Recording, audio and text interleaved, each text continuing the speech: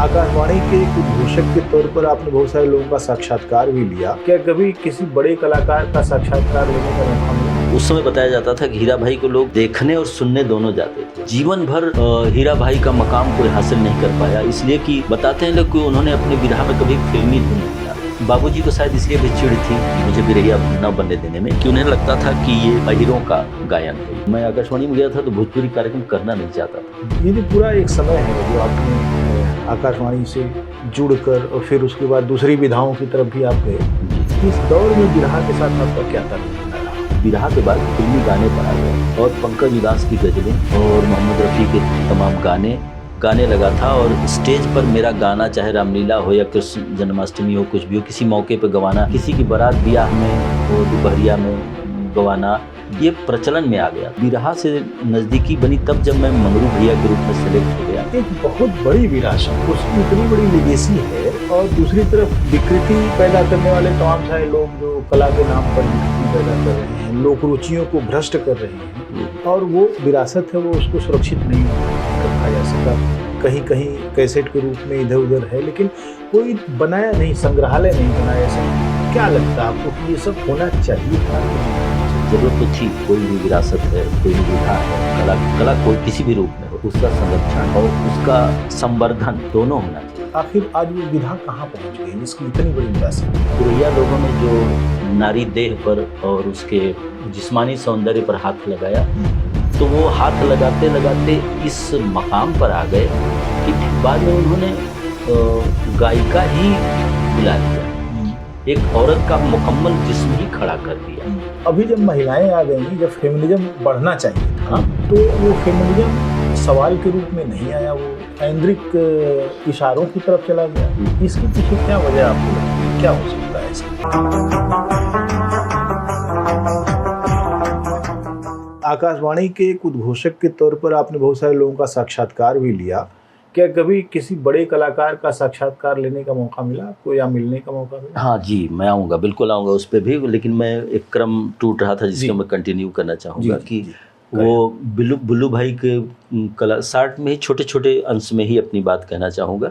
बुल्लू भाई का था कि जो लोग विकृत थे आंखों से, उन्हें बुल्लू घोषित कर दिया जाता था। वो बुल्लू बनने की कोशिश करते थे। बुल्लू ने मूंछें जिनके पास नहीं, उनको बुल्लू कहा। हाँ, बुल्लू भी, और आंख गड़बड़ है तो कसूर है। और हीरा भाई के बारे में कहा जाता था कि हीरा भाई को लोग, उस समय बताया जाता था कि हीरा भाई को लोग देखने और सुनने दोनों जाते थे। तो मैंने पता किया कि देखने क्यों जाते हैं, तो लोग बताते हैं कि वो जो करताल बजाते हैं तो उनकी खाली कलाई घूमती है। ये मेरे लिए बहुत बड़ा रहस्य हो गया। तो मैं पिताजी से रिक्वेस्ट किया कि मुझे भी दिखाया जाए। और बुल्लू भाई का कहा जाता था कि वो करताल को बजाते समय वो ऐसे ऐसे ऊपर ऊपर ऐसे ऐसे करके, ये एक विधा थी उनकी बजाने की, बजती रहती थी और ऐसे ऐसे करके तब वो करताल किसी को दे दिया करते थे। हीरा भाई आखिरी तक रखते थे और वो बताते हैं कि यहीं से बजाते थे। इसको मैं देखने गया था, मैं जिंदा सबूत हूँ इस बात का कि मैंने देखा भी था कि वो यहीं से बजाते थे। हाई कुल हिलता नहीं था उनका, बस यहीं से देखे इतने। बड़ी लय में धीरे धीरे बहुत हल्की हल्की संगत में बजाते थे। तो ये स्टारडम पैदा किया गया इस तरह के कि मतलब उनमें खास बात क्या है। तो दोनों लोगों के बिरहा भी मैं सुनने गया। फिर मुझे एक शब्द मिला दंगल, क्रम से आ रहा हूँ कि दंगल। हमने कहा दंगल तो पिताजी लड़ते हैं हमारे। बलिया में इन्होंने पोस्टर छपवा करके चैलेंज कर दिया पूरे ज़िले को दंगल लड़ने के लिए। और दंगल के बाद एक पहलवान सेलेक्ट हुआ तो वो कुश्ती लड़ने लगा। तो ये जब कुश्ती हो गई तो मैं जा कर के भिड़ गया, इनको मारने लगा, रद्दा उद्दा। तो हमने कहा मार काहे रहा है? तो मुझे बड़ी मुश्किल से पकड़ के बाहर किया गया कि मैं समझ नहीं पाता था कि मेरे पिताजी को मार क्यों रहा है। तो पिताजी हमारे चैलेंज करके दंगल लड़ा, गर्दनिया लगाना। हाँ, गर्दनिया। तो मैं समझता था मेरे बाबूजी को मार क्यों रहा है। तो मैं किनारे बैठाया गया था, 4 बार मैं गया।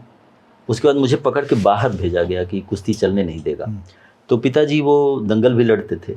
तो मैं सोचा कि दंगल तो पिताजी वाला था, ये दंगल कैसे होता है इसमें। तो बाद में पता चला कि बिरहा के साथ दंगल लगने लगा। उस वक्त पोस्टर छपने का चलन आ गया था रामजी भाई, तो उस पर भी लिखा रहता था हिल्ली बुल्लू हीरा का बिरहा दंगल। दंगल। तो फिर हमने पिताजी को लपेटे में लिया कि आप जो लड़ रहे थे वो तो वहाँ पे दंगल था, उसमें आपको पैसा वैसा भी मिला था, एक तो गमछा भी मिला था, आप हमको दिए थे लाल रंग का। ये दंगलवा कैसे होता है? ये बिरहवा गाने के बाद सब लड़ते हैं क्या? कहे कि नहीं नहीं वो ऐसा नहीं है, तुम बड़े हो जाओगे तो समझ में आएगा। हम कहे कि बड़े हो जाए तो बहुत करते थे, बड़े होने, जब वो मुझे बड़े होने की शिकायत करते थे तो मैं खटियावा के उतर के खड़ा हो जाता था। अच्छा। कि लीजिए बड़ा तो हो गया ना, अब बताइए। तो वो जान जाते थे, मैं सवाल बहुत पूछता था। मेरे बाबूजी को सत सत नमन है कि मेरे सवालों का वो थोड़ा खिजला के ही सही लेकिन जवाब देर सवेर देते थे। तो कहा उन्होंने कि दंगल का मतलब दोनों में मुकाबला होता है। अब मुकाबला उर्दू मुकाबला, तो कहें कि अरे भाई तुम लोग लड़ते हो ना? तो मैंने कहा हाँ लड़ते हैं। तो उसमें कोई एक जीतता है ना? तो कहे हाँ। तो हम लोग वही जो जीत जाता है वो मुकाबला जीत जाता है। तो इसमें गाय, जिसे हम लोग कुश्ती लड़ते थे, ई कुल गावल ना दुनों गाय के जे ओकर जवाब ना दे पावला वो हार जाला।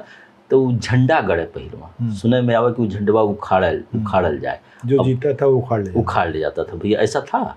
अच्छा, क्योंकि हमारे आँख के सामने कोई झंडा भी था, हंडा भी था। जी जी जी, इसे हंडा पैसा रखा रहता था उसमें।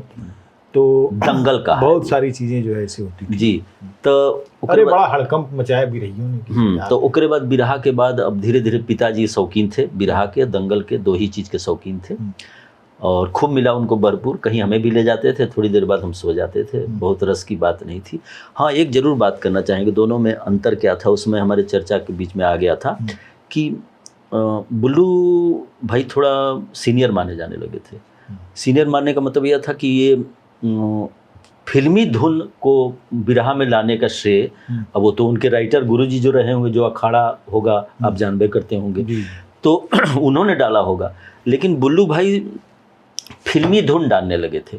इस मामले में बताते हैं लोग कि जीवन भर हीरा भाई का मकाम कोई हासिल नहीं कर पाया, इसलिए कि बताते हैं लोग कि उन्होंने अपने बिरहा में कभी फिल्मी धुन नहीं डाला। और सबसे पहले प्रयोग करने वालों में बताया जाता है कि ये बुल्लू भैया और बाद में सिमरत, ये लोग उसमें शामिल हुए जो फिल्मी धुन को, और सबसे पहले कि मेरा फेवरेट गनवा ही लोग उड़ा दिए, फिरकी वाली तू कल फिर आना, मुझे न भुलाना। ठीक है, तो वो पता चला कि बुल्लू भाई उस पर बिरहा तर्ज बना के, तब वो लोग तर्ज में बिरहा में फिल्मी गाने का बोल और फिल्म का नाम भी बताने लगे थे। फलनवा फिल्म के हई गाना पर फिरकी वाली पर सुना तर्ज हो भैया, आवा मास्टर एक पत्ती बढ़ के। तो हम समझ नहीं पाते थे एक पत्ती बढ़ के क्या होता है। अच्छा, तो ये हुआ कि एक पत्ती बढ़ के कुछ टेक्निकल है उन लोगों का, मैंने ढोलक होगा कुछ होगा। तो फिरकी वाली, और उसके बाद बुल्लू भाई के मुंह से ही हमने सुना फिरकी वाली सुना। फिर मेरे दूसरा फेवरेट गाना उड़ा दिया उन्होंने कि ऐ माँ मुझे तू अपने आंचल में छुपा ले, गले से लगा ले कि और मेरा कोई नहीं। तो हमने कहा आए ये सब जो है गाने, ये सब लोग ये लोग फिल्म अच्छा प्रयोग करते थे। बुल्लू भाई जब उसको लय में गाते थे तो समा होता था, लोगों की आंखें नम हो जाती थी वो किसी प्रकरण में जब ये धुन डालते थे। लेकिन उन्होंने उसके साथ न्याय किया। बाकी बाद में तो लोगों ने फुलौरी बिना चटनी कैसे बनी टाइप का लेकर के उसको विकृत कर दिया, मतलब धुन पे कोई बहुत ज़्यादा न्याय नहीं कर पाए। तो ये ग्लैमर के बाद बिरहा के प्रति आकर्षण रहा और बिरहा वाले फिर आने लगे। और उसी समय एक और कलाकार थे जिनका जिक्र आपसे करना चाहूँगा कि लोग उन्हें देखने जाते थे, सुनने तो जाते ही थे। वो थे स्वर्गीय छन्नू लाल जी। छन्नू भाई को बताते थे लोग कि ढोल तो सुनाई देती थी, लेकिन लोगों को बाद में पता चला कि वो नेत्रहीन है जी, वो उनको प्रॉब्लम है। तो उन्हें लोग नज़दीक से देखने भी जाते थे। जब छन्नू भाई बजाते थे और बड़ा झूम के बजाते थे, उनके गर्दन का झटका, उनके हाथ उड़ाने का झटका, कुछ भी अगर वो थाप लेते थे तो हथवा उड़ा देते थे, तो लोग हंसने लगते थे। तो हीरा भाई बीच में ताकते रहते थे उनको, उन पे वो भी आनंदित होते थे। कभी कभी ज़्यादा ताव में आ जाते थे तो 2-3 थपका मार देते थे, वो बढ़ा के उसको सम पर आने से पहले 2-3 राउंड मार देते थे। अंततः उनको, हीरा भाई को उनके कंधे पर हाथ रख के रोकना पड़ता था कि अच्छा। और उनको देखने आते थे लोग और उनसे खूब आनंद लेते थे। मैंने छन्नूलाल जी को गाते हुए भी सुना है। एक गाना है उनका मेरे पास जी, वाह। तो वो अद्भुत कलाकार थे और उन्होंने, मैं वर्तमान परिवेश से जोड़ना चाहूँगा कि उन्होंने उन लोगों के सामने चुनौती प्रस्तुत किया उस ज़माने में, जो मुझे बाद में समझ में आया। बड़ा तो मैं बन ही नहीं पाया कभी, थोड़ा समझदार होने की कोशिश करने लगा। तो पता चला कि विकलांग जो लोग थे राम जी भाई, उनके सामने उन्होंने बड़ा उदाहरण प्रस्तुत किया। वो स्टार ढोलक वादक जी जी। और सुनते हैं कि जीवन भर हीरा भैया के साथ रह गए, और उन्होंने लोगों के सामने ये चुनौती पेश किया कि अगर आप विकलांग हैं किसी तरह से, तो ऐसा नहीं कि आप ऊंचा मकाम हासिल नहीं कर सकते या आपका स्टारडम नहीं हो सकता। बताया तो हीरा भाई तो सुनाई देते थे लोगों को, तो नज़दीकवा क्या जाते थे, नज़दीकवा जाते थे छन्नू भाई को देखने लोग कि अच्छा ये है छन्नू लाल। तो ये एक ख़ास बात है संदेश के तौर पे। बाद में तो फिर बहुत सारे विकलांग लोगों ने बहुत सारी चीज़ें की। तो भैया मैं आ गया, लेकिन बाबूजी को शायद इसलिए भी चिढ़ थी मुझे बिरहिया न बनने देने में कि उन्हें लगता था कि ये अहिरों का गायन है, ये जितने अहिर हैं किसी और विधा में हाथ पैर नहीं मार रहे हैं। ये जब देखो तो घूम फिर के पशुपालन, कुश्ती, जोड़ी गदा, बिरहा, तो उनको इससे एक नफ़रत सी हो गई थी कि वो अपने बच्चे को इसमें नहीं चाहते थे। और नतीजा ये हुआ कि वो उस समय एक बैंड का रेडियो मिला था, बाबूजी कटेसर में रहा करते थे, एक बैंड का रेडियो था, मुझे गणित का सवाल बनाने को दिए थे और मैं लगा रहा था। तो उस पर ये हरी भैया और शिवालक भैया, उस ज़माने के जो लोग थे, गया भैया, उनका प्रोग्राम आ रहा था। तो बाबूजी उसको बड़े प्यार से सुनते थे, सुनते नहीं थे, उनको बर्दाश्त करते थे, क्योंकि उनको इंतज़ार रहता था कि इसके आखिरिया में एक ठो गाना आएगा, बिरहा आएगा। गाना नहीं, बिरहा, बिरहा आएगा। गाना शब्द उस वक्त नहीं लगा था उसमें, बिरहा आएगा।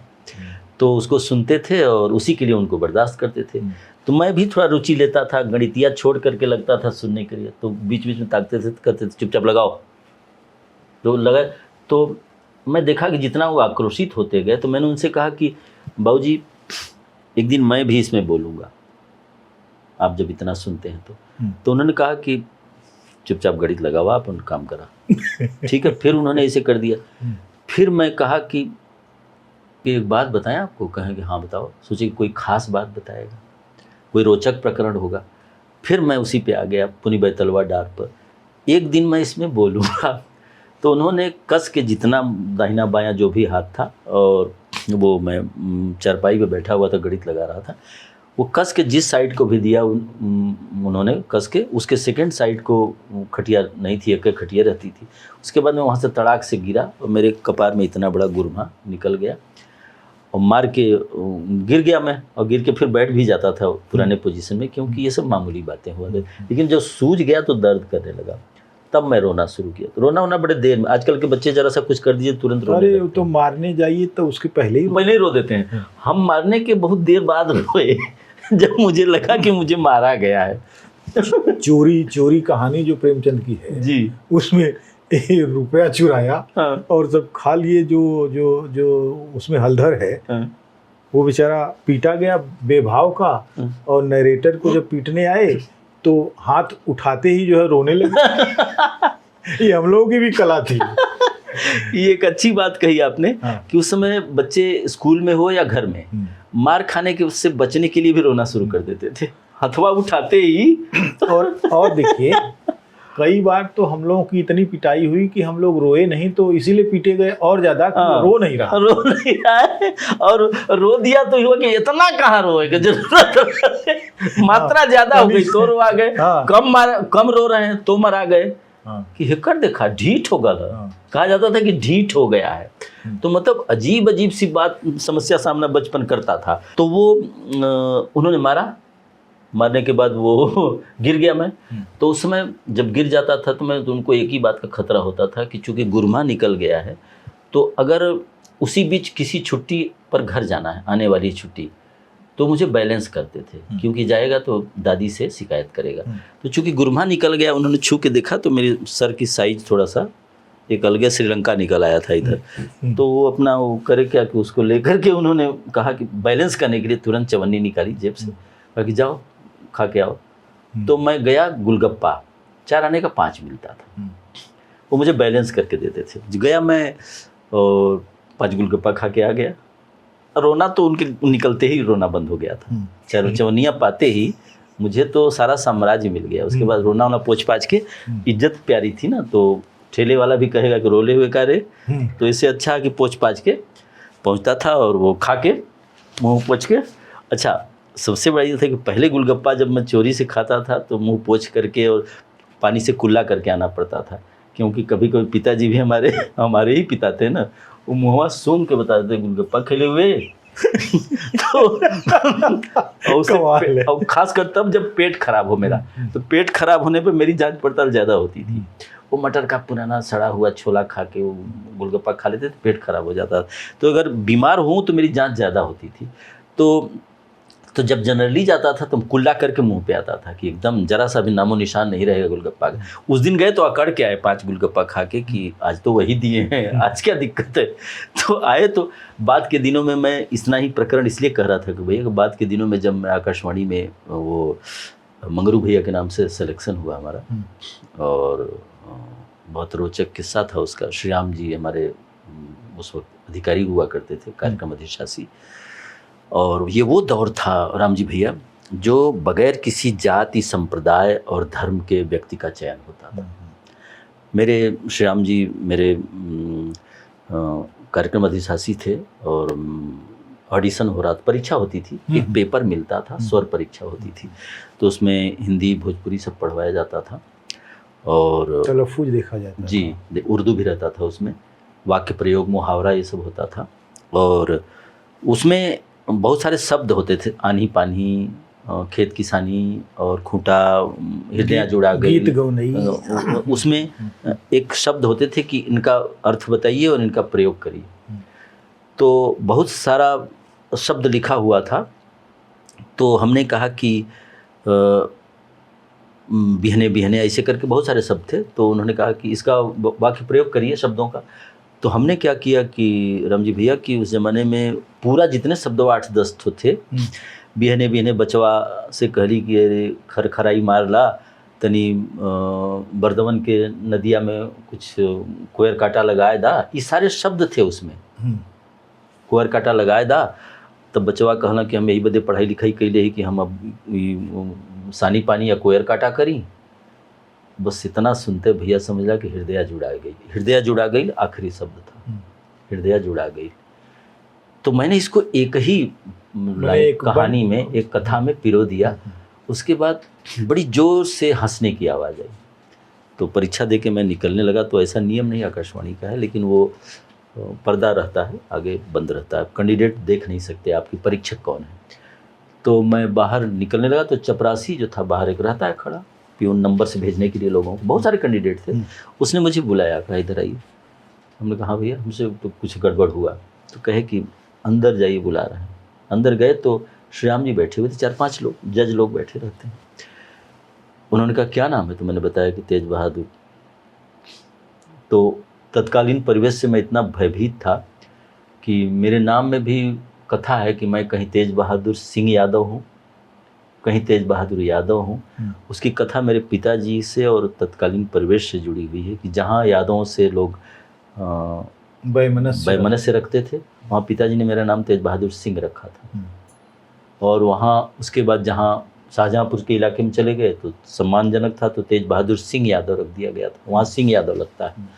और कहीं गया तो सिंह से चिढ़ थी तो तेज बहादुर यादव रखा गया। यही कारण है कि जब मैं BHU में पढ़ने गया तो मुझसे एफिडेविट मांगा गया कि असली नाम क्या है। हाँ, और बैंक में PNB में जब खाता खुलवाने गया तो मुझे एफिडेविट मांगा कि ये आपके सर्टिफिकेट्स में इतने सारे वैरायटी क्यों है, कहीं सिंह हैं, कहीं यादव हैं, कहीं यादव है, ये नहीं है। तो वो दर्द था मेरे पिता का जिन्होंने समाज में सहा था। किसी बड़े आदमी के सिरहाने में एक बार बैठ गया था तो पिताजी ने कहा तो हमने समझा नहीं कि ये क्या हूँ कर रहे हैं, तो सिरहाने बैठ गया था। तो बाद में उन्होंने किया, नहीं समझ पाया। तो जब मैं वहाँ से निकला तो निकलते ही पहला तमाचा मेरे कपार के पीछे आया, साइकिल पर कपड़ा बांध के गमछा, और उस पर बैठा के मुझे ले जाते थे, कहीं बाहर जाते थे तो ग्राम सेवक थे। ये कहानी बलिया की है। तो ले जाते थे और वो निकले वहाँ से और मारा उन्होंने। मारने के बाद बताया कि मैंने तुम्हें कहा था ना कि वो आज के बाद कभी किसी के सिरहाने मत बैठना, जब भी जाओ तो पैताने बैठो। पैताने मतलब वो जो उंचन लगा होता है, हम क्यों में गिर जाओ तब कहें कि पढ़ाओ मत हमको, जो कह रहे हैं उसको सुनो, वहीं बैठा करो। तो उंचन में बैठा करता था, ये परिपाटी उन्होंने सिखाई थी। दूसरी बात कि उन्होंने एक तमाचा मारा भी, और मुझे वो सुविधा नहीं दी जो मुझे आते समय प्राप्त थी। वो डंडा पर उन्होंने गमछा इस बार नहीं बांधा साइकिल के, अच्छा। इस बार डायरेक्ट बैठा दिया। क्योंकि मैं इतना बड़ा क्राइम किया था तो उन्होंने डंडे पर ही बैठा दिया, उसी पर खट खट खट खट करते हुए घर तक ले आए और पूरा ये दर्द करने लगा, सूझ गया। जब वो खुश होते थे तो गमछा बांधते थे और नहीं खुश होते थे तो सजा स्वरूप जो है वो डायरेक्ट डंडे में बिठा दिया करते थे। तो ये प्रकरण इसलिए रहा भैया कि जब मैं आया तो उन्होंने बुलाया, परिपाटी तोड़ के बुलाया और कहा कि क्या नाम बेटा। तो हमने जोर से तो तेज बहादुर बोला, सिंह यादव धीरे से नहीं गुजार दिया बस, तेज बहादुर सिंह यादव। तो कहे आए, हमने कहा तेज बहादुर सिंह यादव। क्या पूरा नाम बोलो, हमने कहा तेज बहादुर। अब जान गए कि नहीं बचेंगे तो तेज बहादुर सिंह यादव। तो ऐसे करके हाथ लेके बुलाए।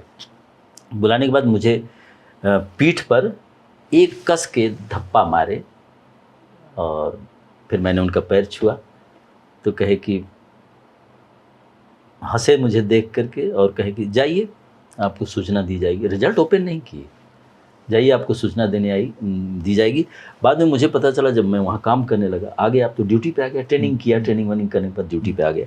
ड्यूटी आने के बाद उन्होंने किस्सा मुझे दोबारा सुनाया कि इतने सारे कैंडिडेट आए थे लेकिन एकमात्र आप थे जिनको बुलाया गया, जिन्हें मैं देखना चाहता था कि पता नहीं बच्चा बाद में आएगा कि नहीं आएगा, एक बार देख तो लूँ, पता नहीं उसका कृषि जगत न करें लोग।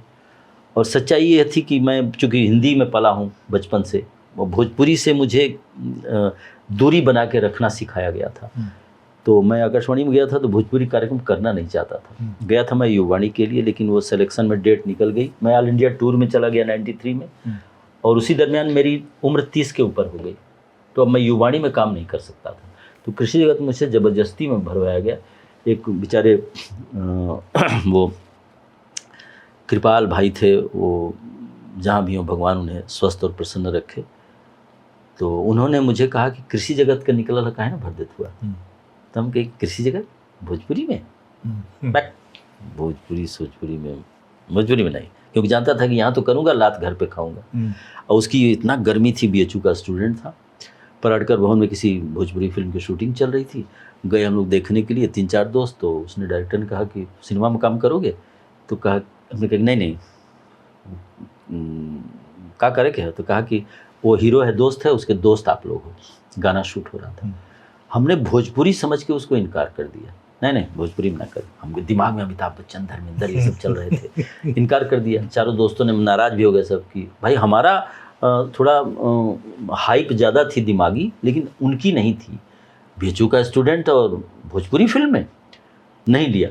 और बाद के दिनों में मैं क्षमा सहित कहना चाहूँगा कि बाद के दिनों में भोजपुरी ही 32 साल मेरे साथ रही मंगरू भैया के रूप में, और 68 फिल्में जो रहीं वो भोजपुरी की ही रहीं। और मैं भोजपुरी में सारा जीवन यापन किया। मैंने बच्चे अपने पाले पोसे, पढ़ाए लिखाए, चलाए और प्रतिष्ठा मिली, सम्मान मिला। लेकिन दैनिक जीवन में आज भी मैं हूँ या मेरे बच्चे हैं, कभी कोई भोजपुरी नहीं बोलता है, लेकिन भोजपुरी से सबका जुड़ाव है। मेरी पत्नी का भी जुड़ाव है और सबका जुड़ाव है, बच्चों का भी है। मैं रचनाएं भोजपुरी में करता हूँ, कविताएं करता हूँ। वो उन्होंने श्री राम जी ने क्या बताया? आप जो एक्सटेम्पोर पढ़ गए पूरा बना? तो हाँ, तो बाद में उन्होंने बताया कि बहुत सारे लोग ऑडिशन में आए थे, लेकिन एकमात्र कैंडिडेट था जिसको इतना कमांड था अपने नॉलेज पे और अपने कथा विन्यास पर कि उसने उतने सारे जो अक्षर लिखे थे उसमें कहा गया था कि हर अक्षर का अर्थ बताइए और उसको वाक्य में प्रयोग करिए। उसने क्या काम किया कि पूरे को एक कथा में समेट दिया। एक पिता पुत्र के बीच दो बातचीत को बनाया और बिहाने बिहाने भैया बचवा से कह रही है ना कि बचवा लरिकानी, सब उसमें शब्द थे। मैंने वही शब्द थे जो उसमें सबको प्रयोग करके मैंने कथा बना दिया था। तो वो उन्होंने इसी बात को लेके बोला, लेकिन तब भी देखिए कि उन्होंने मेरी पीठ पर मारा, मैंने पैर छुआ, उन्होंने आशीर्वाद दिया और निकाल दिया और ये कहा कि आपको सूचना दी जाएगी, जो आकाशवाणी का नियम है। नियम नहीं तोड़ा कि ये कह करके कि आप पास हो गए हैं, नहीं, उन्होंने मुझे निकाल दिया। और उसके बाद बताऊं कि हल्के में एक कि अभी कुछ दिनों पहले मैं आकाशवाणी द्वारा 34 साल बाद मेरे पास सूचना आई कि घर है। हमने कहा हाँ। तो बाद में पता चला कि अभी अभी जो स्वर परीक्षा हुई है राम जी भाई, बड़ा मैं गर्वपूर्वक और भावुक होकर के ये बात बता रहा हूँ कि 32-34 साल के बाद मेरे पास अचानक सूचना आई कि रिटायर होने के बाद कि आकाशवाणी में स्वर परीक्षा हो रही है कृषि जगत के कंपेयरों की। नया पैनल बनाया जा रहा है, उसमें आपको परीक्षक के तौर पे बुलाया गया। मैं आपको वो सर्टिफिकेट दिखाऊंगा। क्या बात है। मैं पहले तो खूब बैठ कर डबडबाया, हक्का बक्का बैठा रहा। मैंने उस आदमी से पूछा भी कि स्वर से जो आ रहा था माइक्रोफोन पर, वो मोबाइल पर, कि मजाक तो नहीं है? बोले नहीं मजाक नहीं, आप गंभीरता से लें और इस बीच कहीं शहर से बाहर ना जाएं। तो राम जी भैया मैं गया, उस तारीख को गया। वो तारीख थी 30 मई। गया मैं और 2-2.5 घंटे 3 घंटे मैंने परीक्षा लिया बच्चों को पैनल सेलेक्ट हुआ। और फिर मैंने अपने बच्चों से, अपने परिवार से सबसे शेयर किया कि जिस जगह मैं खुद ही परीक्षा दे के गया था, जिस स्टूडियो भी भैया वही था, क्योंकि बिल्डिंग तो टूटी नहीं, स्टूडियो तो वही है। उसी स्टूडियो में मैं परीक्षा देने गया था, डरते कांपते थरथराते हुए, और मेरी परीक्षा दूसरे लोगों ने ली थी। वहाँ मैं राम जी भाई परीक्षक के तौर पे था। अच्छा, आपकी जो टीम थी, उस टीम क्या मतलब, जैसे जो कृषि जगत प्रस्तुत करते थे, हृदय नारायण श्रीवास्तव थे, हृदय भैया जी, हरि भैया थे, हरिराम द्विवेदी, और शिवमूरत सिंह थे, गया भैया थे, शिवबालक गंगा भैया, आप थे, अशोक आनंद भी थे बीच में, सियाराम भी आ जाते थे। सियाराम यादव भी कुछ दिन किए थे। तो ये पूरी टीम जो है, अनूप अरोड़ा जी किए थे। तब स्टूडियो यहाँ हुआ करता था सारनाथ। तो ये पूरी टीम ऐसे इस मिट्टी से बिल्कुल पगी हुई थी। जी। और वो लोग जो इस तरह की, अब तो खैर वो चीज़ें ही एकदम चलन से बाहर हो गई हैं जी। अब कृषि जगत भी शायद उस तरीके से कोई डेकोरम हो भले आकाशवाणी का, लेकिन सुनता नहीं कोई जी। सच कहा आपने। तो लेकिन वो समय था ग्लैमरस समय था। वो कृषि जगत में भी जो है एक ताकत थी जी, कि लोगों को जोड़ता था। कहीं दोपहर में भी कार्यक्रम आता था और शाम को भी आता था, तो उसको लोग देखते थे वैसे जी। ये जो पूरा एक समय है जो आपने आकाशवाणी से जुड़कर और फिर उसके बाद दूसरी विधाओं की तरफ भी आप गए जी, इस दौर में बिरहा के साथ आपका क्या ताल्लुक बना रहा? इस दरमियान ये रहा कि बिरहा गायन तो मेरा स्वर ठीक ठाक था, अभी भी मैं ठीक ठाक आवाज़ तो आपकी जादुई है, अभी भी गा लेता हूँ। मैं गा के सुनाऊंगा भी आपको, लोक भाषा की रचना भी सुनाऊंगा जी, ताकि सनद रहे। तो लेकिन उसके बाद ये ग्लैमर छूट गया बिरहा के प्रति, गायन का। क्योंकि मैं थोड़ा सा समझदार था, तो मेरे पिताजी ने बताया कि बड़े मेहनत से उन्होंने मेरे मन में बैठाया कि अनपढ़ और गंवारों का काम है, ये आप मत करिए। आप पढ़े लिखे हैं, आप पढ़े लिखे जैसा कोई काम करिए। और मेन फोकस उनका था जॉब को लेकर के। गरीबी को उन्होंने झेला था, वो चाहते थे कि नौकरी करे और कुछ पैसा कमाए। लेकिन मैं शुरू से ही पता नहीं क्या दुर्गुण पैदा हुआ कि मैं वो नौकरी के प्रति रुझान पैदा नहीं कर पाया। और मैं नाटक में, लेखन में और बोलने में, मैं अपनी बाजार का, अपने गांव का राम जी भाई स्टार पर्सनैलिटी था। उसकी वजह थी कि मैं फिल्मी गाने बहुत बढ़िया गाता था। बिरहा के बाद फिल्मी गाने पर आ गया था, और पंकज उदास की गज़लें और मोहम्मद रफ़ी के तमाम गाने लगा था। और स्टेज पर मेरा गाना, चाहे रामलीला हो या कृष्ण जन्माष्टमी हो, कुछ भी हो, किसी मौके पर गवाना, किसी की बारात ब्याह में वो दोपहरिया में गवाना, ये प्रचलन में आ गया था। मुझे लोग जब पिताजी को तो उस काम से ले जाते थे लोग बारात ब्याह, मुझे ले जाने लगे लोग गाने के नाते। तो कोई ऐसी बारात नहीं है जिसमें मैंने फिल्मी गाना नहीं गाया या गायन नहीं गाया। लेकिन बिरहा से दूरी बनती गई। लेकिन फिर ईश्वर चाहते थे, बिरहा से नज़दीकी बनी तब जब मैं मंगरू भैया के रूप में सेलेक्ट हो गया, तो फिर बिरहा के बारे में रुचि पैदा हुई। तो मैंने एक अच्छा काम ये शुरू किया कि मैंने तमाम बिरहा कलाकारों को बजाया अपने कार्यक्रम में। जब हम लोग कंपेयरिंग कर लिया करते थे तो कहते थे कि भैया अब आप कुछ मनसायन हो जाए, और कोई भी कलाकार जो होता था उसका नाम कि राम जी भैया और उनके साथी लोग उनके गौनई आवाज़ सुन ले बल जाए, तो बजता था। तो कभी कभी लगातार कलाकारों में हमारा उनका तालमेल बनता रहा कि मंगरू भैया और बिरहा कलाकार। तो वो जब रिकॉर्डिंग उनकी पर्टिकुलर किसी तिथि पर उनकी रिकॉर्डिंग होती थी तो वो आते थे तो खोजते थे। ये मैं उनके लिए, सबके लिए जो सुनेंगे जानेंगे तो उनको आभार प्रकट करता हूँ कि वो पूछते थे कि मंगरू भैया कौन हैं। तो वो खोजते थे। तो जिस दिन उनकी रिकॉर्डिंग होती थी तो कोई पैर छू लेता था, कोई प्रणाम कर लेता था। तो पता चला कि बिरहा वालों में लोकप्रियता मेरी इसलिए बढ़ गई रेडियो के माध्यम से कि जब वो बिरहा गाते थे तो जनरली बाकी लोग क्या काम करते थे कि न जाने किस कारण से, उन कारणों पर मैं नहीं जाना चाहता, कि हाँ भैया चला बिरहा गवनई तो हो गई, अब देखा है बाजार भाव सुन लेवल जा, मौसम का हाल हो जाए, ये कह करके कार्यक्रम निपटा देते थे।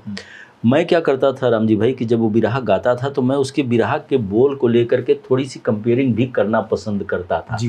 कि सोनवा के चिरई हमार देशवा, तो हम कि देखा भैया ये कहते हैं कि सोनवा के चिरई रहे अपन देश हो और रहे का अब वहीं बन जाई, बस यह कि हमन तन मन से जैया ठान लेवल जी तो फिर सोना के चिरई बना के छोड़ल जी। तो वो जो गायक होता था जो रेडियो खोल के घर पे सुनता था, उसके टेरिया और संगत के लोग सुनते थे, तो उनको ये अच्छा लगता था कि एकमात्र एक आदमी है बेचारा जो हमारे लोकगीत के बोलों पर मेरे चर्चा को थोड़ी देर चलाता है। फिर मैं बताता था कि हाँ भैया तो यही भाव से भरल देखा राम जी भैया और उनके साथी लोगों के गवनई रहले, पंचलोक सुनलस, आनंद आयल हुई, अब आगे चलना। फिर धीरे धीरे मैं खिन्न भी होने लगा क्योंकि रेडियो पर कुछ कम अच्छे मीठे स्वर वाले कुछ अकुशल लोग भी आने लगे। तो मैं उस कंपेयरिंग को बंद कर दिया। उससे पता चल जाता था कि मैं उससे सहमत नहीं हूँ, ये गाने वाले को भी पता चल जाता था। और गाने वाले ने अगर मुझे मस्त कर दिया तो मैं उसकी उस हिसाब से स्वर में भी मेरे वही होता था। जी। तो मेरे बहुत सारे प्रशंसक इसलिए हुए जो मुझसे मिलना चाहते थे कि इन्होंने लोकगीत को एक विधा दी। उस समय राम जन्म सोटा वाले अभी हैं, गाते हैं, हमारे रिटायर होने के बाद भी उनकी गीत तो बजते रहते हैं, बुल्लू भाई के भी बजते हैं। और नसुड़ी आ गए थे। नसुड़ी का अलग लोकप्रियता थी उस ज़माने में। जब मैंने पता किया तो पता चला कि वो ईश्वर और धर्म के बहुत ज़्यादा वो विरुद्ध होने के नाते उनकी लोकप्रियता और उनके स्टेज शो बहुत होते थे। मैं ये कहना चाहता हूँ कि विचारधाराओं का असंतुलन, आज विरोध का मतलब होता है देशद्रोह। उस जमाने में भी विरोध के स्वर थे, लोकगीत में भी थे। मैं लोकगीत पर हूँ, देखिए विषय पर जी। लोकगीत में भी विरोध के स्वर थे और विरोध के नाते ही वहाँ दंगल शब्द शुरू हुआ। क्योंकि हर आदमी जी हजूरी थोड़े करेगा गाने से अपने। आप ये सुनाएंगे मैं ये सुनाऊंगा, आपको जवाब देना। हाँ, आप ये कहेंगे मैं ये कहूँगा, आप जवाब दीजिए। ये वही ना था, असहमति ही तो थी ना जी। कि मैं आपकी जी हजूरी नहीं कर रहा हूँ, मैं आपका जवाब दे रहा हूँ, आप मेरा जवाब दीजिए, उसमें डिट्टो मत करवाइए। तो दंगल शब्द शुरू हुआ। फिर उसके बाद वो होता था, आपने बताया कि वो झंडा और मटका। तो यहाँ आने के बाद पता चला कि नहीं, तमाम जो आज के, इसलिए ये बात उठाया मैंने, आज के समाज में, आज के समय में नहीं रह गया। विरोध का मतलब देशद्रोह कहा जाता है। तो उस वक्त विरोध को भी बड़ा सम्मान प्राप्त था। अच्छा, एक चीज़ मुझे बताइए कि ये जो इतनी बड़ी विरासत बिरहा की जी, जिस पर मैं समझता हूँ कि हजारों एपिसोड बनाए जा सकते हैं जी।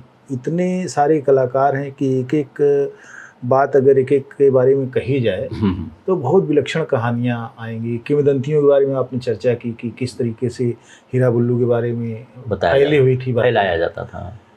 एक बहुत बड़ी विरासत, उसकी इतनी बड़ी लेगेसी है, और दूसरी तरफ विकृति पैदा करने वाले तमाम सारे लोग जो कला के नाम पर विकृति पैदा कर रहे हैं, लोक रुचियों को भ्रष्ट कर रहे हैं, और वो जो विरासत है वो उसको सुरक्षित नहीं रखा जा सका। कहीं कहीं कैसेट के रूप में इधर उधर है, लेकिन कोई बनाया नहीं, संग्रहालय नहीं बनाया। सब क्या लगता है आपको कि ये सब होना चाहिए था कि नहीं होना चाहिए था? अगर हो सकता है तो क्या हो सकता है? हाँ, ये बात आपका प्रश्न बड़ा ही महत्वपूर्ण भी है, और ये ऐसा प्रश्न है जिससे प्रायः लोग बचा के निकलते रहे। आपके हौसले की दाद देनी चाहिए कि आपने इस सवाल को अभी भी ज़िंदा रखा है और लगातार गाहे बगाहे लोगों से उठाते भी रहते होंगे। मैं आपका साथ दूंगा राम जी भाई। एक तो ये कि ज़रूरत तो थी, कोई भी विरासत है, कोई भी विधा है, कला कोई किसी भी रूप में हो, उसका संरक्षण और उसका संवर्धन दोनों होना चाहिए। बात संरक्षण की नहीं है, उसको बढ़ाने की भी जरूरत है, बात उसको यहाँ समकालीन बना देने की देखिए, जरूरत है। बात यहाँ सारनाथ को इंटरनेशनल पर्यटन स्थल घोषित करने की नहीं है, कुछ गिरती टूटती दीवारों को बता करके कि ये हड़प्पा मोहनजोदड़ो ये वो और बुद्ध आए थे पेड़ के नीचे किए थे। ज़रूरत संरक्षण की नहीं, संवर्धन की भी होनी चाहिए, उसके आगे की बात होनी चाहिए। बात समझ रहे हैं ना? तो 500 रुपया टिकट लगा देने से सारनाथ इम्पॉर्टेंट नहीं हो जाता है। हो जाता है कि उस विचारधारा को, उस चीज़ को लेकर के कितने हम सक्रिय हैं, कितने सतर्क हैं। आपने सही कहा कि इस विधा को लेकर के उसका संरक्षण के तौर पे उसका संग्रहालय, उसकी चीज़ें होनी चाहिए थी, जहाँ शोधार्थी या लोग जा कर के एक जगह, तो उसका सीधा जवाब है, इतने सारे सांसद हैं, क्षमा कर दें मुझे, भोजपुरी की खा करके और दिल्ली की गद्दी तक पहुंच गए, और भोजपुरी के नाम पर जो पहुंच गए और जो नहीं पहुंचे हैं वो पहुंचने की कोशिश में हैं, लेकिन उनके पीछे जो साया है या उनके हाथ में जो कागज़ की तलवार है वो क्या है? भोजपुरी, जो कि अभी भाषा के लिए जूझ रही है, पता ही होगा। जी जी, 8वीं अनुसूची में लाने के लिए जूझ रही है। भाषण में सब बात करते हैं लेकिन नहीं हो रही है। तो और नतीजा ये हुआ कि बड़ा अच्छा गेम खेला इन सबों ने किया क्या कि इन सबों से तात्पर्य मेरा भोजपुरी से जुड़े जो भी लोग हैं, पहली बात तो कि कमाई इसी की खाया लोगों ने, खूब जी भर के दुधार गाय समझ के दूहा, खूब जम के दूहा, और दूहते दूहते ये व्यवसाय के उस स्तर पर पहुंच गए कि इन्होंने उसे मर्यादा विहीन कर दिया। मैं बिरहा पर भी बात कर रहा हूँ, ध्यान रखिएगा, आपकी बात को बढ़ाते हुए रह रहा हूँ कि बिरहा पर भी आ रहा हूँ। ये वो थे जो सिनेमा से जुड़ गए, गायक तो पहले थे ही, गायक थे ना, ऑडियो गायक थे, बाद में सिनेमा में विजुअल में तो बाद में आ गए। तो इन्होंने दुहा भी उसे जम करके, और उसमें ज़्यादातर इन्होंने अपना फ़ायदा देखा और लाभ देखा, पैसे कमाना देखा, उसके आवरण, उसके प्रकरण, उसके प्रसंग, उसके वस्त्र विन्यास और उसके वस्त्र विहीन होने तक की भी कोई चिंता नहीं थी, वो कैसे हो रही है उस पर ज़्यादा ध्यान नहीं रहा, पैसा आ रहा है आने दो। तो ये दौर जब भोजपुरी सिनेमा हाइप पर आ गया तो बिरहा दबने लगा। अब क्या हुआ, अब जानबे करते हैं, अब आप देखेंगे कि बिरहा का कैसेट, मैं तो इधर काफ़ी दिनों से देख रहा हूँ, शिकायती लहजे में भी कहना चाहूँगा, और उसे समय के साथ पिछड़ना भी नहीं कहूँगा कि मुझे कहा जाए कि आप समय के साथ नहीं चल रहे हैं। अब बिरहा उरहा कहीं सुनने को नहीं मिलता है। मैं बता दूं आपको, कुछ जाता हूं बाहर में तो कुछ ट्रक के ड्राइवर हैं, उनके में बिरहा सुनने को मिलता है, कुछ ट्रैक्टर वाले जो ये ईंटा भूसा ढोते हैं जी। उनके में कहीं कहीं सुनाई देता है, और बाकी जहाँ भी देखिएगा एम्पो टेम्पो, जहाँ भी साधन है संगीत के, जिन लोगों ने उस समय बढ़ावा दिया इन चीज़ों को, सब में भोजपुरी एल्बम के गाने मिलते हैं जी। वो अश्लील और अमर्यादित भी हो सकते हैं, अच्छे भी हो सकते हैं। अमूमन अच्छी तरह देखा हुआ जो सच है वह जब हमारी भाषा का हिस्सा बनता है तो बहुत सारी ऐसी सच्चाइयाँ सामने आती हैं खुलकर, जो हम उस विडंबना के साथ भी देख सकते हैं जो समय के साथ तालमेल न बैठने का पैदा हुई, और जो बचा रह गया, जैसे बिरहा कहाँ बचा रह गया, आपने बहुत अच्छा उल्लेख किया, इस बात का संकेत किया कि ट्रक ड्राइवरों और मिट्टी ढोते ट्रैक्टर के ड्राइवरों के वाहन पर सुनाई देता हुआ बिरहा अब बचा रह गया, जो क्लासिक के दौर की याद दिलाता है जी। और बाकी सारी जगहों पर अश्लीलता फैल रही है जी। जैसा कि आपने उल्लेख किया कि ऑटो में भी इस तरह के गीत बज रहे हैं, उसमें महिलाएं बैठ रही हैं, पुरुष भी बैठ रहे हैं, कोई मना नहीं कर रहा, वो झूम के ये सब बजा रहा है। तो ऐसे में मुझे लगता है कि इस बात पर विचार करना ज़रूरी है कि आखिर आज वो विधा कहाँ पहुँच गई जिसकी इतनी बड़ी विरासत है। जी। तो मैं आपकी बात को ही आगे बढ़ाना चाहूँगा कि मैं कुछ भी नहीं हूँ, आप मुझसे निकलवा ले रहे हैं, इसके लिए आपको प्रणाम है मेरा। कि मैं जो चीज़ें लगभग विस्मृत कर चुका था और आज आपके माध्यम से वो सारी चीज़ें पुनर्जीवित हो रही हैं, उनका पुनर्जन्म हो रहा है। तो बिरहा अपने सुरीलेपन के नाते, अपनी सहजता के नाते, अपनी बोलचाल की भाषा के नाते, सहज ग्राह्य होने के नाते जो बिरहा चरम पे जा रहा था, उस बिरहा में तड़का लगाया गया, चटनी और अचार का और रोचक बनाने का जो हथकंडा अपनाया गया। तो उसमें एक तो अपनाया गया सिनेमा को, उसमें घुसेड़ा गया, उसके बाद सिनेमा की धुनों से घुसेड़ा गया, फिर उनके वेशभूषा को भी बदलाव में ले आया। पहले जनरली क्या होता था, धोती कुर्ता और गमछा पगड़ी, यही बिरहा की भाषा होती थी। बाद में तो बिरहा की वेशभूषा में जीन्स पैंट शर्ट और अच्छे अच्छे कपड़े आ गए, शेरवानी आ गई, बड़ा ग्लैमर आ गया, सजावट आ गई। और सबसे बड़ी बात कि उसमें बिरहा जो ऑलरेडी पुरुषों को उत्तेजित करने के लिए, उनको अपने से जोड़ने के लिए ओछे कमेंट्स पर चल रहा था, गांव देहात की बातें, चोली जोबन कमरिया करियैया हैं, जवानी और कमर का लहरा और वो उनकी चाल मौज की रवानी, सब उदाहरण आने लगा था। उनके जिस्मानी सौंदर्य से अपने गायन को जोड़ा जाने लगा था, जिस्मानी उनके वर्णन पर जी। और बाद में यहाँ तक भी आ गया कि अब वो जिस्म का जो जायसी का नक्सिक वर्णन था, उसके हिसाब से ये लोग जब नक्सिक वर्णन पे आए तो भी उन्होंने नारी के जिस्म पर, हर अंग पर लोगों ने लिखने में भी कलम की महारत दिखाया और गाने वालों ने उससे 4 गुना वो मसालेदार बना के पेश भी किया। और उसमें बिरहा के दरमियान जो बिरहा बड़ी संजीदगी से सुना जाता था, फिर बिरहा में ठहाके, कमेंट, उत्तेजित बयान और अश्लील बयानबाजी भी शुरू हो गई। तो ये बिरहा में घुस चुका था, मेरे जीवन काल में ही घुस चुका था। और उनमें बहुत सारे नाम लेने पर वो लोग उसे व्यक्तिगत भी ले सकते हैं, लेकिन ये ज़रूर समझ सकते हैं कि हाँ, सीधी सी बात है कि जब बात चलेगी तो दूर तक जाएगी, समझने वाले समझ जाएंगे कि किसके बारे में बात हो रही थी। तो बिरहिया लोगों ने जो नारी देह पर और उसके जिस्मानी सौंदर्य पर हाथ लगाया, तो वो हाथ लगाते लगाते इस मकाम पर आ गए कि फिर बाद में उन्होंने गायिका ही बुला लिया, एक औरत का मुकम्मल जिस्म ही खड़ा कर लिया। इस नाते नहीं कि कला के माध्यम से, कला के लिए तो कला तब भी जिंदा थी, तब भी जीवंत थी और अमरत्व के तत्व के साथ थी जी।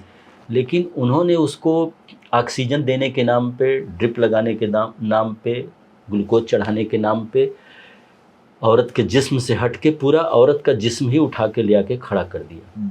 एक दांव उसमें चला जो बाद में पहलवानी में भी आया जी। तो उन्होंने क्या काम किया कि पूरा उसे लाते लाते औरत तक भी ले आए। तो मैंने ये देखा है कि जब औरत और नारियों को, महिला कलाकारों को जब बिरहा में लाया गया तो बहुत सारे बड़े नाम हैं। और उसके बाद वो क्या हुआ कि एक रोचक उन्होंने वातावरण तैयार कर दिया और भीड़ भी बढ़ी। उनका पहला प्रयास बहुत सफल हुआ। लेकिन ये ध्यान देने की बात है कि हम उसी समय गजब के डबल स्टैंडर्ड में जी रहे थे और अभी भी जी रहे हैं। वो ये कि एक तो उन्हें नारी के प्रति अश्लील शब्दों, अश्लील कमेंट, अब तो यौन शोषण का मुकदमा भी आ गया है, यौनाचार के कि मतलब किन किन बातों पर आपको महिला उत्पीड़न का मुकदमा हो सकता है। इसके बावजूद उन लोगों ने महिला के जिस्म पर खूब जम करके कलम और जुबान चलाई। उसके बाद महिला को ले आकर के खड़ा कर दिए। एक दौर में कढ़ी में उबाल तो आया, महिलाओं ने खूब आकर्षण पैदा किया, लोग लपक लपक के आए भी सुनने के लिए। तो अब वो जो ज़माना हीरा बुल्लू रामदेव या हीरा रामदेव का जो ज़माना था, हीरा सिमरत बुल्लू फलाना जोड़ी में दीपक और तमाम लोगों का, नसुड़ी तमाम लोगों का, अब वो एक पार्टी हटा दी गई, वहाँ एक महिला आया जी। तो महिला का क्या था कि आम के आम गुठलियों के दाम।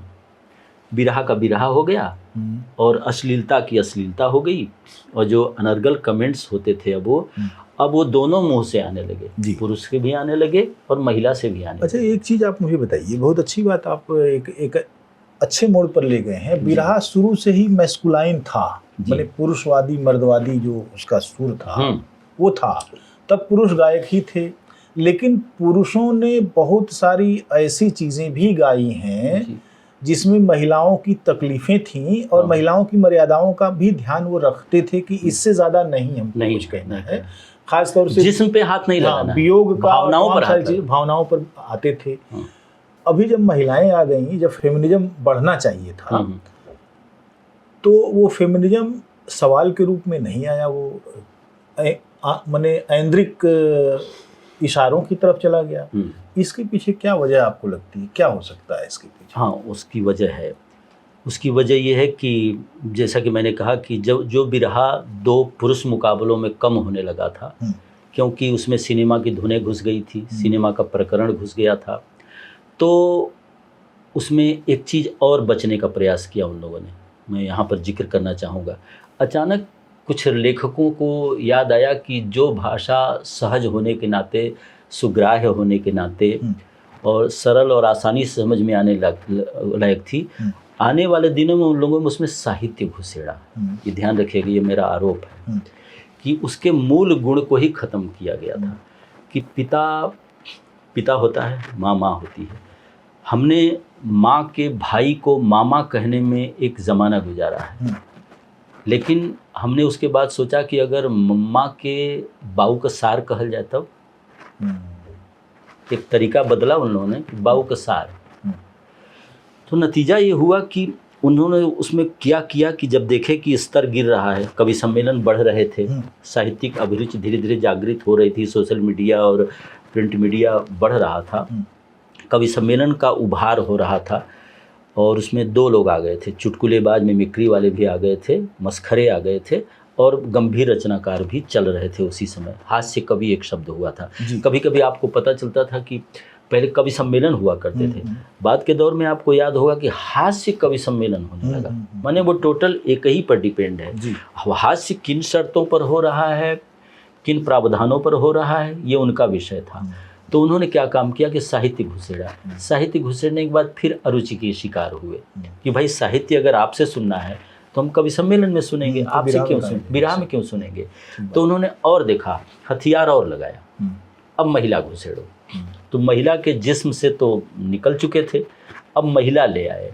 तो महिला ले आने के बाद महिला और पुरुष के बीच में जो प्रकरण चलता था लोकगीत के दरमियान, वो ठीक वही था राम जी भाई कि जो सुहाग रात में और सुहाग रात के शादीशुदा जीवन के 2-3 महीने तक जो आप अपनी पत्नी से जो हंसी मजाक करते हैं, उसी को ले आके मंच पर रख दिया। वो पर्दे के भीतर हुआ करता था, जहाँ हम उसके जिस्मानी सौंदर्य का भी जिक्र करते थे, होठ का जिक्र, तोरे आँख का जिक्र है ना, कजरारा कजरारा और करारा है, लाल लाल टमाटर जैसन गाल है ना, और संतरा नियर होठ, ये कुल जो हम लोग बंद कमरे में करते थे, वो निकल करके इन महिला कलाकारों के माध्यम से बिरहा में सार्वजनिक स्थल पर आने लगा। तो शुरुआत में रस तो आया, लेकिन भैया रस आने के बाद वही कथा हुई कि अगर किसी आदमी को रोज रोज खीर ही खिलाइएगा तो डायबिटीज होगा और फिर वो उसको इनकार कर देगा कि अरे यार हद हो गल, वो तो मुरैया वाला काम हो जाए कि माई अम्मा अगर एक अक्ष मुरैया बचल हो तो कहानी सुन ले वही आप, है ना। तो हो गया, तो आके मंचों पर ले आए। अभी मैं एक आध दिन मोबाइल पे देख रहा था, यूट्यूब वगैरह पे कुछ बिरहा के अंश आजकल डालते हैं लोग, तो अच्छे अंश नहीं डालते हैं। जिन अंशों में महिला कलाकार ने कोई अनर्गल टिप्पणी की है, गंदी टिप्पणी की है, यहाँ तक कि उनके गुप्तांगों से संबंधित जो टिप्पणियाँ आई हैं, जिस्म की बनावट से जो टिप्पणियाँ आई हैं, वो मुझे बड़ी व्यथित करती हैं कि यहाँ तक आ गए आप। तो इसका मतलब है कि अब मोबाइल भी एक तरह का वो वस्तु हो गई, मोबाइल हमारे जीवन में, जो बाकायदा छिपाने की वस्तु हो गई। पिछले ज़माने में जैसे संतानोत्पत्ति, सेक्स और आलिंगन, चुंबन, ये सब छिपाने की वस्तु हुआ करता था। उसके बाद नशा भी आ गया, जिसको छुपाने की वस्तु माना जाता था। कोई गांजा पी रहा है, दारू पी रहा है, बीड़ी पी रहा है, सूती खा रहा है, तो वो छिपाने की वस्तु होता था। अब ये मोबाइल छुपाने की वस्तु हो गया है। आप उसे इस एंगल पर देखते हैं जहां आपके परिवार के अन्य लोग ना देखते हों, और अगर संसाधन से आप संतुष्ट नहीं हैं तो मोबाइल लेकर के छत में या कोने में या किसी ऐसी जगह पे चले जाते हैं जहां से आप स्वतंत्रतापूर्वक उसे देख सकें। ये आपको तैयार किया गया है इसके लिए, बड़ा मेहनत किया है उन साजिशकर्ताओं ने, जिन्होंने ऐसे ऐसे प्रकरण डाले हैं कि आपको पारिवारिक तो नहीं होने दूंगा, काटूंगा भी और काट के बर्बाद भी करूंगा। क्या बात है, बहुत अच्छी बात। आपको वो दिखाऊंगा जो आप परिवार को दिखा ही नहीं सकते थे। किस उस आदमी को पकड़ के ले आई जिसने कहा था कि परिवार जीवन की प्रथम पाठशाला होती है। हम लोगों ने माँ बहन कर दिया इस टैगलाइन की। कहाँ पाठशाला है? आप अपने बाल बच्चों से कटे कटे प्रकरण देख रहे हैं, फिर अगर किसी ने पूछ भी दिया कि पापा क्या देख रहे थे, आप बताने लायक नहीं। सामना करना मुश्किल है। हाँ, कि क्या देख रहे थे। और एक चीज़ और, तो उन टिप्पणियों आजकल मैं देखता हूँ यूट्यूब पे, तो देखता हूँ कि वो जितने अश्लील प्रकरण हैं और जितने त्याज्य प्रकरण हैं वही डाउनलोड करके डाले गए हैं। अभी भी वो पीछा नहीं हमारा छोड़ रहे हैं। हमारे बिरहा का, हमारे लोकगीत का, कहते हैं लोग कि बिरह से बिरहा पैदा हुआ है ना, लेकिन बाद में बिरहा ने बहुआयामी काम किया। वीरता, वीर रस, करुण रस जी, वीर रस, करुण रस, ये बिरहा के मुख्य अंग हुआ करते। जी जी जी। अब करुणा तो गायब ही हो गई, गायब हो गई, और वीरता भी नहीं है, नहीं रह गई। अब तो एक अपना रस लेकर के आए हैं। श्रृंगार भी जो है अश्लीलता में बदल गया। हाँ, जो ये निश्चित रूप से बहुत ही अद्भुत, इसका अपने बड़ा अजीब सा इसका कहा जाए कि इसका परिणाम निकला है जी। और मुझे लगता है कि आप भी इससे खुश नहीं हैं। बिल्कुल नहीं।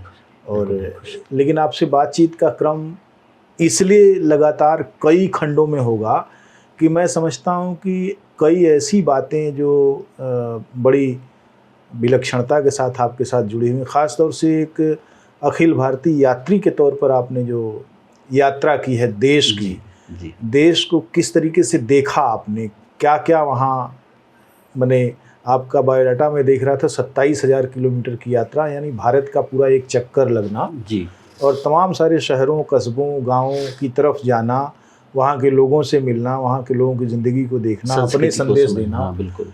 और फिर वो कैसे जी रहे हैं, क्या आजीविका है उनकी, किस तरह के संघर्ष हैं, क्या राग विराग है, वगैरह वगैरह। और सिनेमा को आपने जो दिया है एक अभिनेता के रूप में, कई फिल्में हैं उल्लेखनीय, गैंग्स ऑफ वासेपुर में आपकी भूमिका है और भी तमाम सारी फिल्मों में आपकी भूमिका है।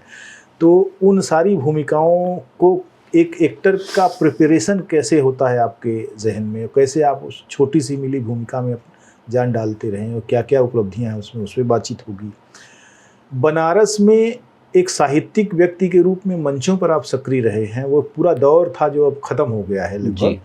अब तो फुहड़ता वहाँ भी हावी हो गई है। हमने भी हाथ जोड़ लिया था कि जब बहुत सारे अच्छे लोग कविताएं पढ़ते थे और तरन्नुम में गाते थे, तहज में पढ़ते थे, एक पूरा मुशायरों, मैंने शायरों का एक पूरा जमावड़ा था, लल्लापुरा, अलईपुरा और तमाम सारे मदनपुरा वगैरह के शायर थे, मोहल्ले के मोहल्ले शायर हुआ करते थे। जी जी जी। और कवियों का भी एक पूरा जमावड़ा था। एक वो दौर है, तो बातों के इतने आयाम हैं जहाँ कई चीज़ें सामने आएंगी। और मैं समझता हूँ कि बनारस के इतिहास को, बनारस के इतिहास का 90 का जो दशक है, जी जी जी, जहाँ से भूमंडलीकरण बहुत तेज़ी से हमारे जीवन का हिस्सा बना, पूरे देश को उसने अपनी गिरफ्त में लिया और अब इकोनॉमी ही भूमंडलीकरण की हो चुकी है और राजनीति भी उसी का शिकार है, उसी के गिरफ्त में है। तो जी जी, हम लोगों को उस इतिहास के दौर में भी जाना है। और मैं समझता हूँ कि कई